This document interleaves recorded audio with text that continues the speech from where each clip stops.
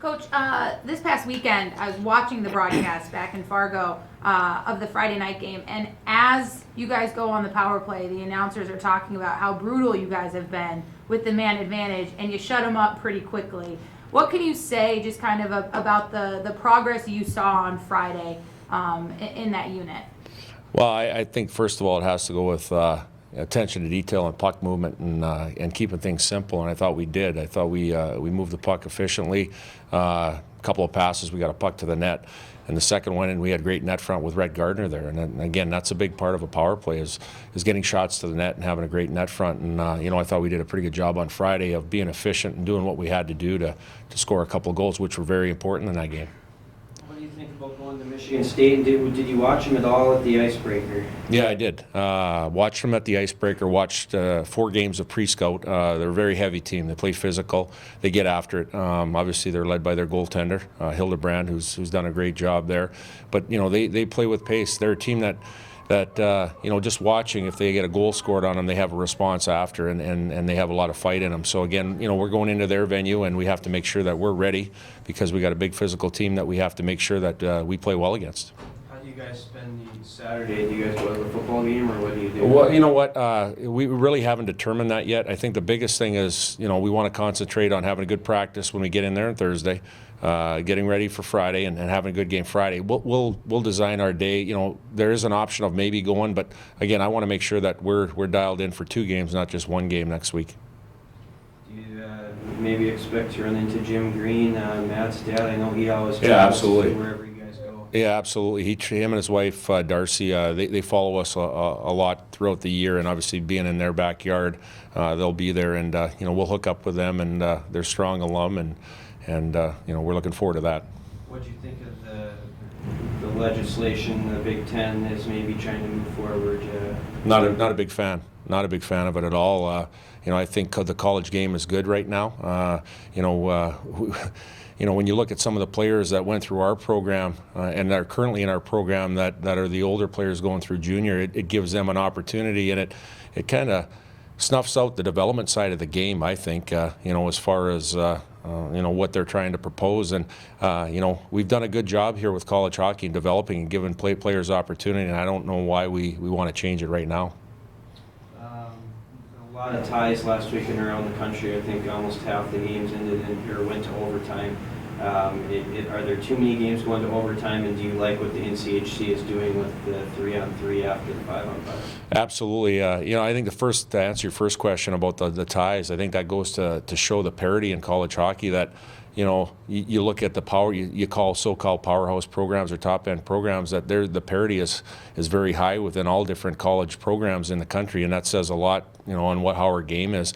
Do I like what we're doing in NCHC? Absolutely. You don't have to go too far to the NHL to see what they're doing.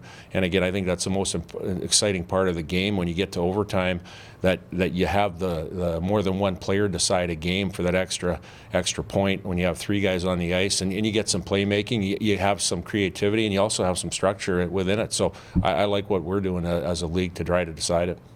So as a guy who's followed hockey for many, many years, maybe likes some of the traditions you do, like the new things, and that's exciting, you think, to watch? Yeah, I do. I really do. And I to me personally, as a coach and as a fan of the game, I tune on NHL games every night, and I look for specific teams on how they do their 3-on-3, and sometimes it's teams slowing it down for puck possession and are very opportunistic and waiting for that chance.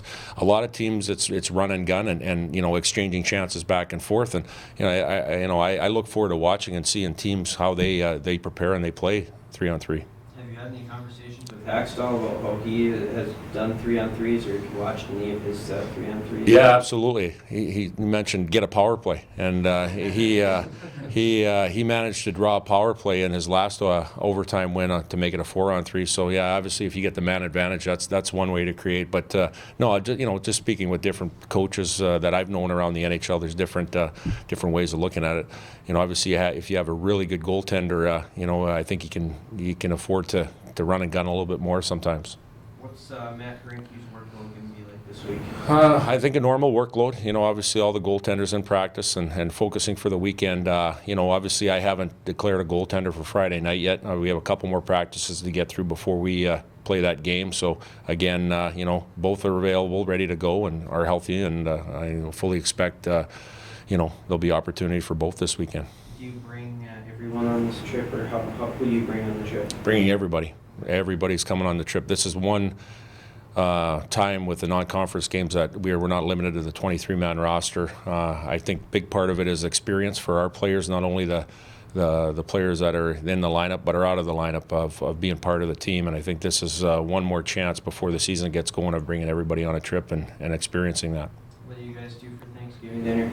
We're going to have it here tonight, believe it or not. We're going to, you know, they've designed a nice turkey meal for us tonight before we leave. Tomorrow, you know, when we go on the road, we have our traditional Thursday night dinner, but tonight we're going to have a little bit of turkey with our group here after practice.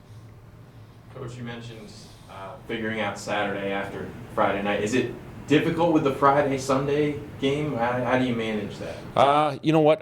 It'll be a little bit different, and as far as routine goes, you know, as far as preparation, I don't think as much. You know, obviously we'll have a little bit more time before the Sunday afternoon game to get ready and prepare. But you know, biggest thing for us is not to look, you know, as a Friday-Sunday game. It's everything into the Friday game right now. We'll worry about Sunday when it comes to Sunday. But you know, like I said, we're expecting this is a very important weekend. It's non-conference. We only have I think 4 non-conference games left before we're finished with that. So again, we got to make sure that we finish through of what we already started here. All good. All right, thanks, Coach. Thanks. Thanks, guys. Yeah, thanks.